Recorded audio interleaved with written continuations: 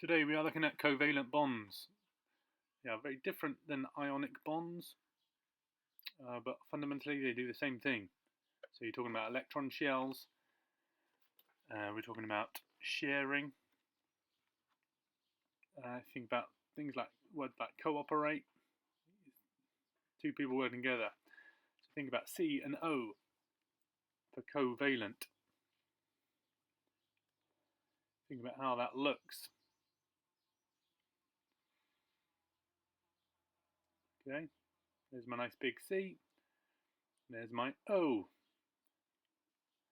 Remember, covalent.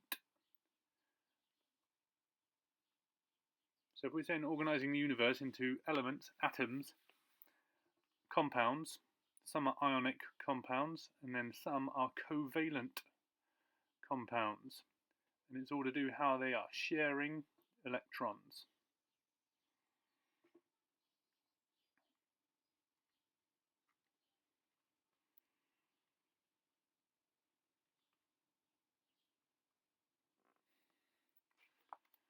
So covalent bonds are usually formed between non-metal atoms and produced by sharing pairs of electrons. Forming the bonds makes the atoms more stable, and so they do not react anymore, and they complete their outside electron shells. So let's have a look at this. Hydrogen. You've got one electron in the outside shell. They both need two to be stable. So what they do is quite clever. Wait a minute, that's not right. Start again. You put them in the middle. They're sharing them. So that hydrogen and that hydrogen are now held together because they are sharing a single covalent bond. So you end up with H2, which is molecular hydrogen.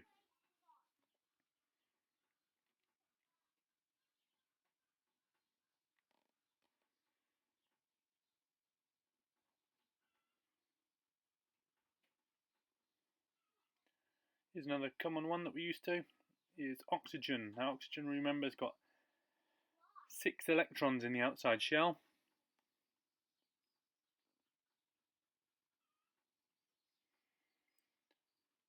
So that's an atom of oxygen,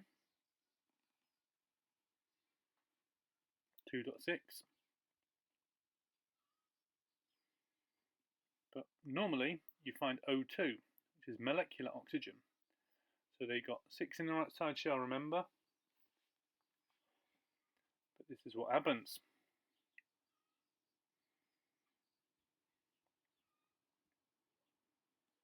Wait a minute, gone wrong there. So they go in the middle. So that is a double covalent bond. Now each oxygen atom has got 8 electrons because you're sharing a double in the middle.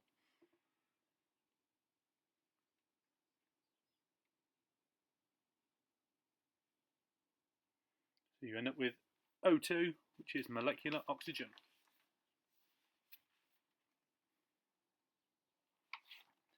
A lot of the time these things are,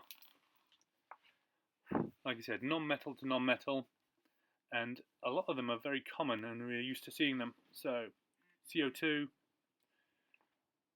H2O, O2, they're usually very simple. There you go, sort of gave it away. They're very simple usually, and they've only got a couple of ions in them.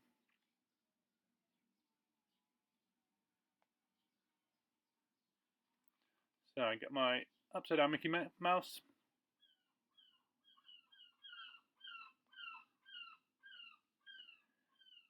So we know we got H2O, so I've got my 2 hydrogens in there. I've put their electrons in the shared part. Then I've got 2 of my oxygen electrons. And I know I've got 6, so I've put 2 in there already. I need another 4. And then you get this cool thing. So hydrogen, that one there and that one there, now have 2 in their outside shell. Oxygen, now, because it is sharing, 2 single covalent bonds has got 8. So hydrogen has got 2 each in their outside shells. They are now unreactive and complete, full outer shell. Start again, can't see that. Now my oxygen, because it's got 2 shared single covalent bonds, has now got 8 in its outside shell. So that is how water works.